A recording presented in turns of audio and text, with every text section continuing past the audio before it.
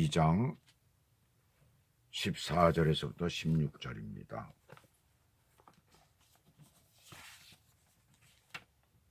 자녀들은 혈과 육에 속하였음에 그도 또한 같은 모양으로 혈과 육을 함께 지니심은 죽음을 통하여 죽음의 세력을 잡은 자 곧 마귀를 멸하시며 또 죽기를 무서워함으로 한평생 매여 종노릇하는 모든 자들을 놓아주려 하심이니 이는 확실히 천사들을 붙들어 주려 하심이 아니요 오직 아브라함의 자손을 붙들어 주려 하심이라. 아멘. 우리가 10절과 13절에서는 10절에서부터 13절에서는 그리스도께서 고난당하신 이유가 성도들을 형제 삼으시기 위해서 였다라는 것을 말씀을 드렸고, 오늘 이 14절에서부터 18절까지 내용은 고난당하신 이유가 성도를 구원하시기 위해서라는 사실을 말씀하고 있습니다. 자, 여기 보시게 되면은 왜 고난당하시면서 왜 그렇게까지 하시면서 우리를 구원하실까라는 그 내용이 나오고 있죠. 그래서 자녀들은 여기 보시게 되면 혈육에 속하였음에 그랬어요. 여기서 혈육은 무엇을 말할까요? 보통 우리가 혈육하면 얘기를 하는 것이 우리 형제들 또는 어머니, 아버지, 또 가까운 친척들, 그렇게 얘기를 할 때 우리가 혈육이다, 내 혈육이다 이렇게 얘기를 합니다. 보통 우리가 사용하는 단어가, 혈육이라는 단어가 그렇게 사용하는 거죠. 그런데 여기서는 하나님과 달리 유한한 생명을 지닌 우리 인간을 말하고 있는데, 이 성도들은 이 피와 살을 가졌잖아요. 피와 살을 가진 그런 존재, 그래서 유한한 존재잖아요. 그것을 여기서 얘기를 하고 있는 거예요. 혈과 육에 속했다라는 것은 바로 그것을 말하고 있는데, 본문은 이 그리스도께서 우리와 같은 모양으로 혈육에 속한 그러한 존재가 되었음을 여기서 말씀을 하고 있습니다. 자, 그런데 예수 그리스도께서는 혈육에 관여하게 되기는 하셨지만은, 혈육을 가진 그러한 인간으로 이 땅에 오시기는 하셨지만은 전혀 죄와는 무관하시다는 얘기죠. 왜 죄와 무관하셔야 될까요?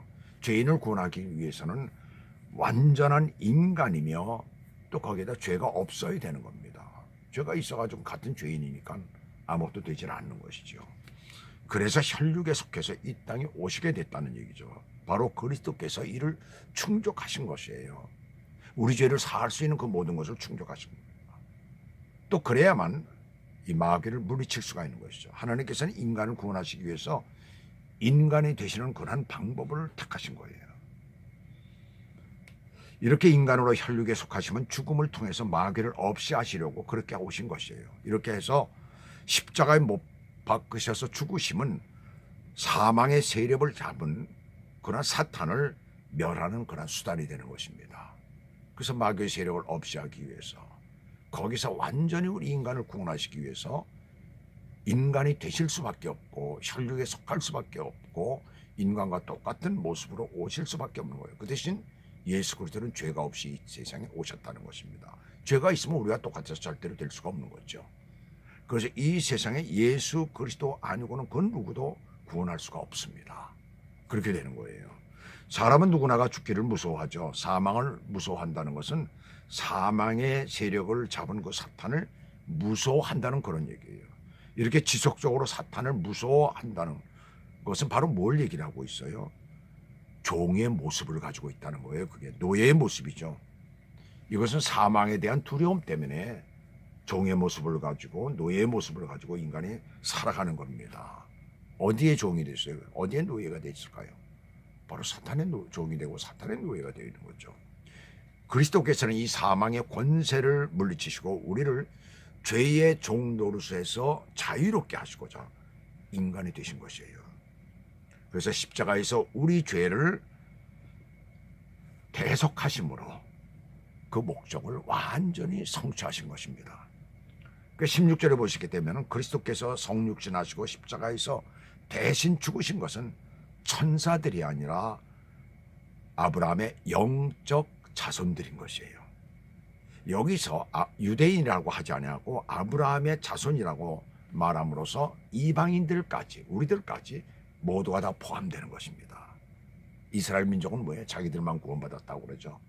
그런데 여기서 그들이 하나님의 뜻대로 하나님의 일을 제대로 그 사명을 완수하지 못했기 때문에 예수 그리스도가 이 땅에 오심으로 누구든지 예수를 믿는 자들은 다 구원을 받을 수 있는, 우리가 바로 아브라함의 자손이 되는 것입니다. 믿는 자들이 아브라함의 자손이 되는 것이죠.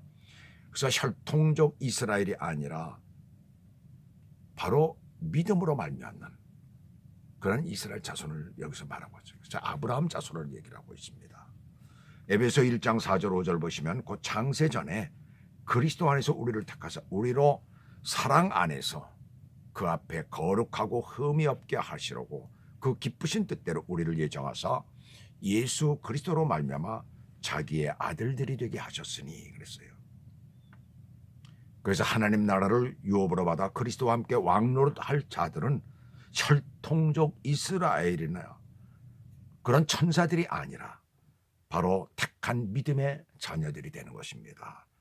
하나님의 관심은 온통 그 믿음의 자녀들에게 있습니다. 그래서 그들을 사랑하시고 그들을 구원하시기 위해서, 그들을 택하시기 위해서, 하나님의 자녀 삼으시기 위해서 이 땅에 육신의 몸으로 오신 것입니다. 일본의 어느 외딴 그 시골에 조그만 여관 겸 식당을 운영하는 그런 주인이 그 전에 했던 수리가 잘못돼가지고 목수에게 봐달라고 부탁을 했어요. 그래서 지붕을 차례차례 뜯어나간 중에 목수가 갑자기 악 소리를 하면서 손길을 멈추더니 말이 없는 거예요. 그래서 주인이 깜짝 놀라가지고 무슨 일이냐고, 목수의 소리가 들리니까 그 달려가 보니까 말을 못하고 이걸 가르치는 거예요. 가르치는 모습을 보니까 큰 도마뱀 하나가 대못에 찔려서 죽어져 있는 거예요. 근데 그 도마뱀이 살아있어요. 꿈틀꿈틀거리고 살아있는 거예요. 너무나 신기한 거죠. 보니까 그 대못이 녹이 쓰러져 있습니다. 이미 1년이나 됐다는 얘기죠, 한마디로. 1년 전에 수리를 했는데 깜짝 놀란 거예요. 그래서 이 사실을 갖고 1년이나 된 것이 살아있으니까 그래가지고 경찰서에 연락을 하고 또 경찰서에서는 방송국에 연락을 하고 그래가지고 이 사람들이 그걸 보려고 취재하려고 왔어요. 달려들었어요. 그래서 서치라이트를 켜가면서 쫙 사람들이 모여 있는데 도대체 서로 난상 토론이 벌어진 거죠. 거기서 이게 도대체 어떻게 된 일이냐, 1년 동안이나 어떻게 이 도마뱀이 살아있느냐, 못에 찔렸는데 그것도 도저히 이해가 안 가는 거예요. 그러면서 난상 토론이 거기서 이제 벌어진 거예요. 뭐 사람들이 말이지 뭐 서로도 자기 의견을 얘기를 하고 있는 거죠. 근데 조금 있더니 거기에 도마뱀 하나가 또 어디선가 나옵니다. 사람들이 그 많은 가운데 오는 거예요. 오더니 그 도마뱀이 먹을 것을 갖다 주는 거예요. 먹이는 거예요. 근데 조금 있더니 또 한 마리가, 다른 한 마리가, 그 한 마리가 들어가더니 다른 한 마리가 나와서 이번에는 물을 주는 거예요. 그리고 그 도마뱀이 들어가서 또 다른 도마뱀이 나오더니 이번에는 그 도마뱀이 그 못에 찔린 그 도마뱀의 온몸을 마사지하는 거예요. 침으로. 상처 부위로부터 해가지고 쭉 마사지를 하는 겁니다. 그 모든 것이 NHK 그 방송국에서 나와가지고 그걸 방송하는 그 내용이 일본 전역에 다 그게 전파가 돼버렸어요. 그 많은 일본 국민들이 그 모습을 보면서 많은 사람들이 감동을 받았고 울었다고 합니다. 어떻게 모르죠. 그 도마뱀이, 그렇게 나온 도마뱀은 친척이 되는지 형제가 되는지 부모가 되는지 알 수가 없죠, 우리는. 근데 어떻게 그 도마뱀들이 그렇게 나와서 그 자기 동년지 누군지 모르지만 그걸 살리기 위해서 그렇게 애를 쓰는 그 모습, 정말 인간보다 더한 그 진한 감동에 많은 일본 국민들이 울었다고 합니다. 하나님은 우리에게 그런 관심을 가지고 계십니다. 어느 누구도 예수 그리스도를 믿기만 하면 하나님은 그러한 관심을 가지시고 우리를 인도해 주시고 우리를 축복해 주시고 우리를 하나님의 자녀로 삼으셨기 때문에 영원한 그 생명을 지키시며 하나님의 뜻대로 사는 그런 믿음의 사람가 되기를 소원하는 그런 마음을 우리 하나님은 갖고 계십니다. 오늘이라도 이 말씀을 듣는 분은 예수 그리스도를 믿으시기 바랍니다. 구원받아 천국 백성이 되시기를 주 예수 그리스도의 이름으로 축원합니다. 기도하시겠습니다.